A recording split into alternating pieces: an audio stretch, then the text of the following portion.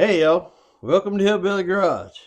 Uh, Today we're going to be working on finishing up cleaning up on these 305 pistons. So we'll be putting her together here pretty soon. And as you can see, I've knocked a little bit of the stuff off of them, but they're still pretty grody. And so we're going to clean these up real good. And first thing, well, there's no particular way to do it, but usually where I start is run the solvent down over the backside of the piston and work the rod back and forth, which is working your wrist pins back and forth, and then you rock it from one side to the other. And a lot of times you'll find that they're a little tight because they mostly, when they're running in the engine, they sit fairly centered, and then they rock about that far, and that's all the movement they get. But they can get carbon buildup on the end of the pins. You get some carbon buildup in here, and it's really never that hard to actually get it knocked out.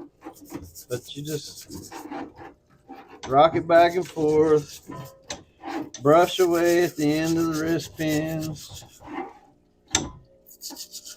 brush inside here the best that you can. I also use a little paintbrush here. Go down here and try to knock out any of this carbon that I can get wiped away just with solvent and my brush. What if they don't have a parts tank? Well, if you don't have a parts washer, you can get you a small pan. I recommend metal. I don't have one laying around, and you can get you some small containers of parts cleaner, or you can use Berryman's B12, or you can use Seafoam. You can use kerosene, you can use diesel, and you can clean them up on a smaller scale, and then you can rinse them down like with brake clean after you get things. You can get you a couple little wire brushes. You pick these up cheap at Harbor Freight or at Walmart, or I got nylon brushes too. You just need something that's going to get down in here and get down in the little crevices, help you to wipe away the carbon.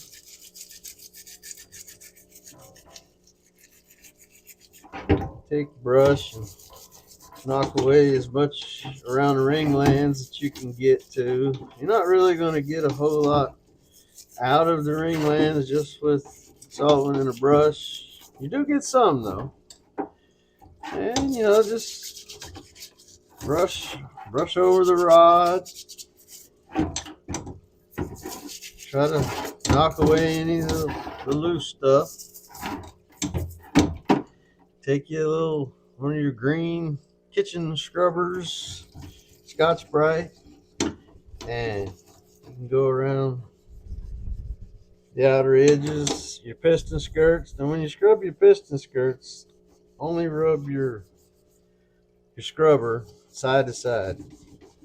Don't go up and down with it, because there's little ridges here that are meant to hold oil on your skirts. But as you can see,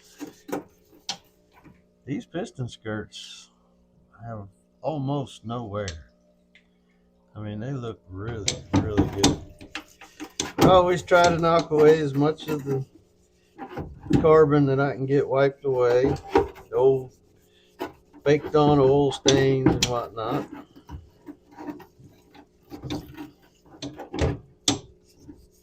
And rinse it off. Make sure that your wrist pin's moving good and free, and you've gotten rid of as much of that as you can. And then we're going to take it over here to the table. Take an old piston ring. After you strip these things down, just snap one in half. You can also hit it with a little file, just kind of square up your end a little bit, just to make you a little scraper out of it. I just put this block of wood here. It helps everything to kind of lay a little flat. And then you just use that edge, and you get down in this ring line, and the ring fits in that groove really good. And that little edge that you dressed up back there is going to make a good scraping edge, but not so much that it's going to be gouging the metal out of the back of the ring line. And you don't have to put a lot of pressure in it. You just work it back and forth, watching down in there until you see the black leaving and you see the shiny starting to show. Is that carbon buildup coming out of there? It's carbon and baked in engine oil. Mostly carbon though. Because when you don't change your oil and there's nothing but dirty oil running around your pistons there a little bit, getting built up in the ring, behind the rings. And that's how you end up with stuck rings, because there gets to be so much stuff in these ring lands. Because you have to keep in mind that after you compress the ring and slide it down into the cylinder, the ring is going to open to the cylinder wall and leave a very small gap along the inside. So that's what allows them to be able to turn and spin freely in the ring line, because they're not actually dragging on the deepest part of the groove. But but you also get carbon buildup where the flat surfaces run down in your ring line. And you get enough buildup behind it and enough above it and below it, ring won't turn anymore. And once it's stuck, all it's going to do is continue to build up more and more. And then the rings won't float anymore along the piston wall. They just sit in one spot and ride up and down, which is going to cause excess wear because they can't turn and just glide along the edge of the wall. When they get fixed into place, then you'll start with lost compression, piston slap, excess wear in your cylinder bores, broken rings. All kinds of problems can come out of that if the rings are stuck in place. But I don't know if y'all can see it, but that right there is what I've dug out of that ring line so far. All right, so we work our way around top ring, second ring. Like I said, your ring obviously is going to fit the groove pretty good, so it cleans the back, but it also helps you to clean along the sides. And when you get down here to where your oil ring runs, well, your expander and your oil rings, you can use the same one. It's just you got to work a little bit more because that land is quite a bit thicker or wider. But you just work your way up and down and back and forth and try to hold it up, fairly snug against the upper land part of the land, the lower part of the land.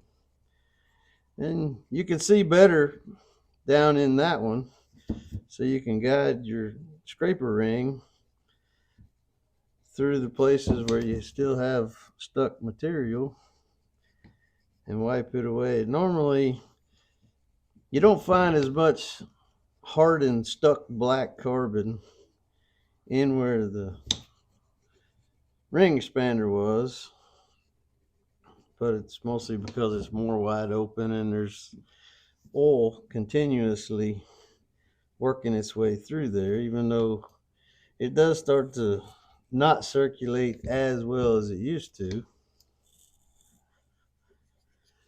And then I take an angled pick and I go back through and I reach into the corners where the back wall and the side walls meet. Try to make sure that I get every bit of it out of there that I can.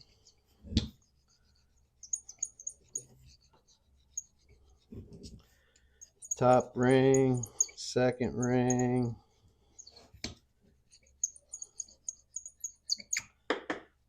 Still big clumps of black carbon dirt falling out of there.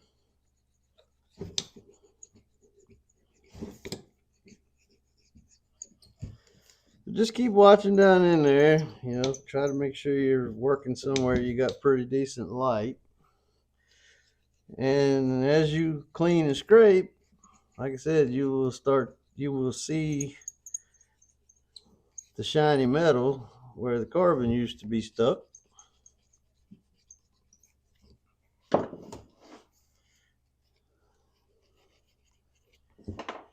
And then lastly, I take me a little brush and I dig down in here around the wrist pins where there's that carbon buildup, and down into the oil expander gap.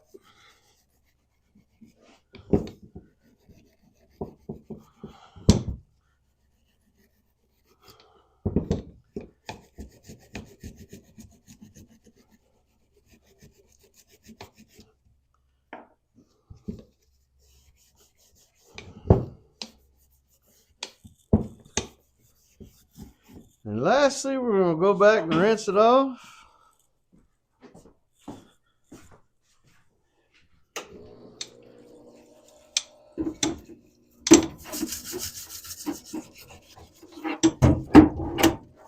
Brush the ring lands out again after we've scraped them with solvent.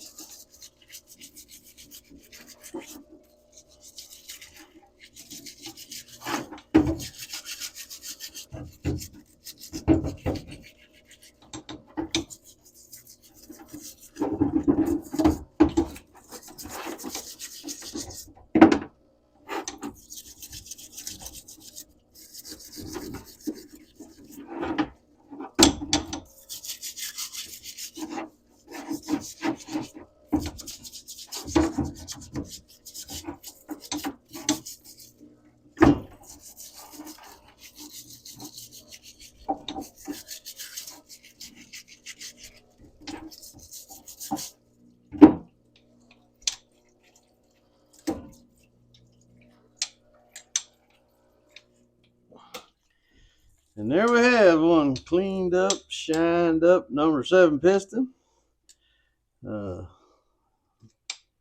think y'all should be able to see some shine down in them ring lands.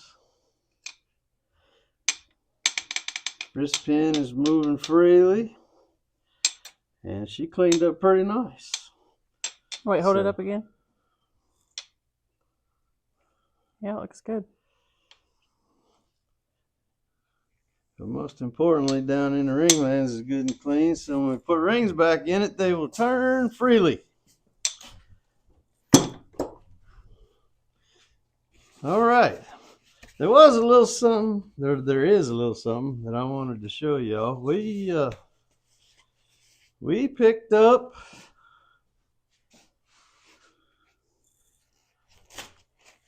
a 6-liter LS.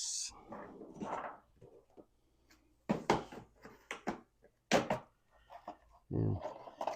It was kind of silly, but I kind of want to show off my new caliper here just a little bit. But here is a project that's going in the queue, and you can see it is in fact 6-liter. We'll be getting a set of heads to go with it as well. But what I wanted to show y'all is I showed you some time back how we took a Chevy Caddy and adapted it to a Hemi. But what we've done here is we've taken the same kind of Caddy that's for a second gen small block Chevy, and we've adapted it so that we can fit it for an LS. And it's very simple modification, really, because bell housing bolts line up beautifully.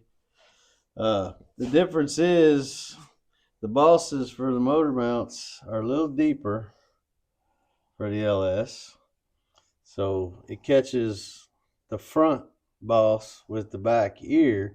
But in order to clear this casting right here, I just had to remove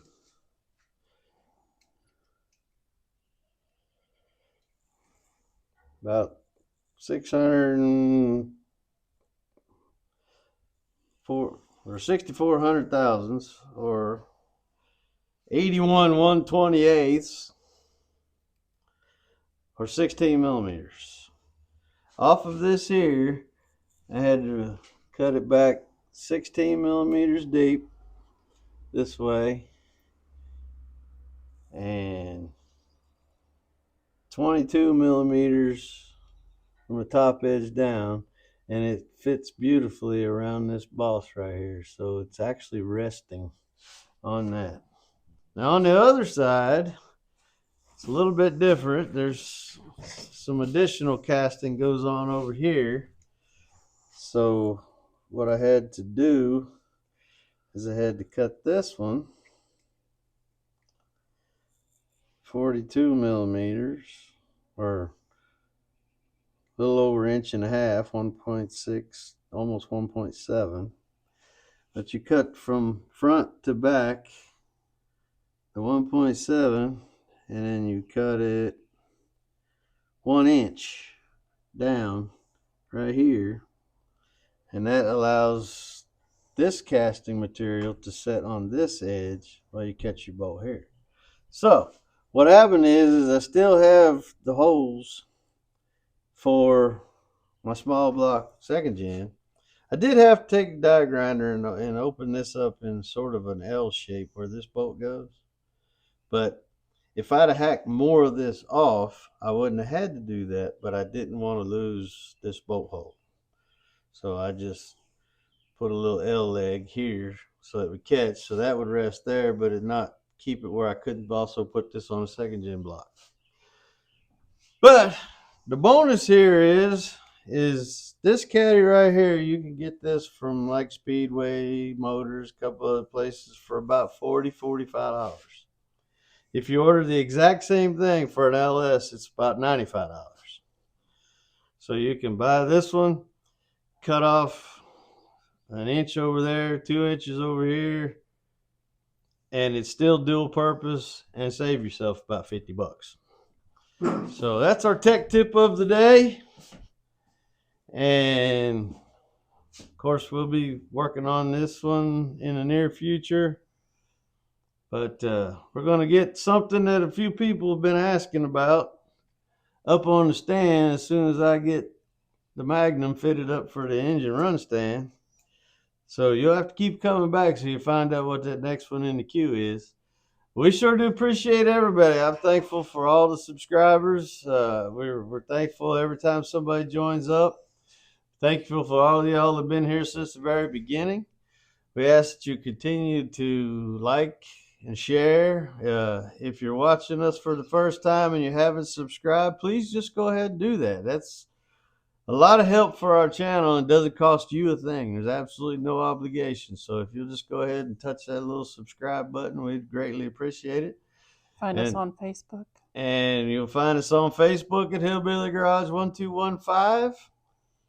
And we share our videos between the two sites. So look for us in either place and come visit us again. And we'll see y'all. Bye.